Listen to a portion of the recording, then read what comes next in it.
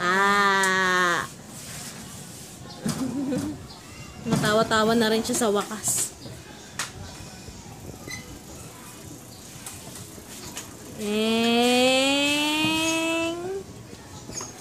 Kaysen! Ano yung sasabi mo, nak? Ayan ka, busit ka. 120 bahin ko dyan. Isa.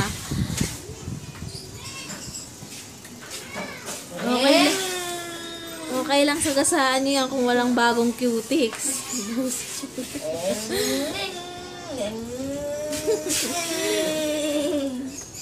Ang gwapo naman nito. Ano ba tong anak? Grabe naman.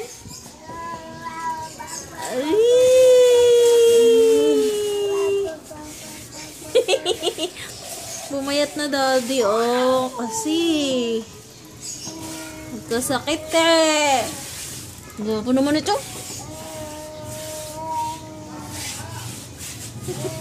Naku, nagpapakagutom si Tita Ayan. Nagot na naman tayo niya sa merienda. Ano ba?